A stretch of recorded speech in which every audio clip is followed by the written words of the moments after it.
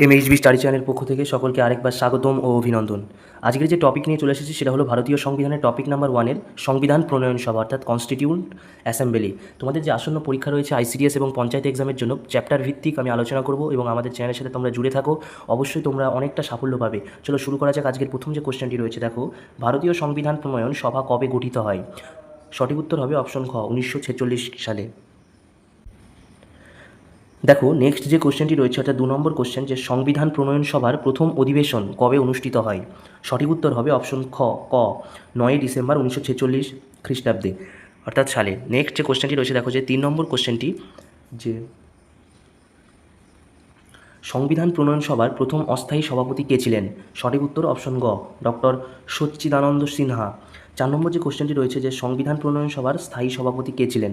সঠিক উত্তর অপশন খ, ডক্টর রাজেন্দ্র প্রসাদ।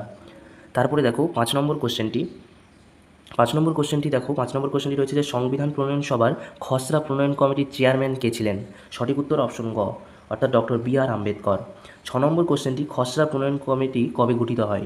সঠিক উত্তর অপশন ক, 29 আগস্ট 1947। 7 নম্বর কোশ্চেনটি খুবই গুরুত্বপূর্ণ কোশ্চেন, যে ভারতীয় সংবিধান প্রণয়ন করতে মোট কতদিন সময় লেগেছিল? সঠিক উত্তর অপশন খ, 2 বছর 11 মাস 18 দিন।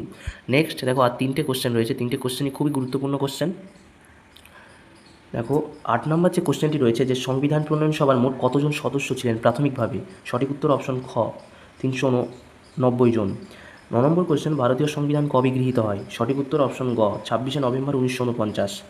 10 নম্বর কোশ্চেনটি দেখো, যে ভারতীয় সংবিধানের সদস্যরা চূড়ান্ত স্বাক্ষর করেন কবে? সঠিক উত্তর অপশন ক, 24 জানুয়ারি 1950 সালে।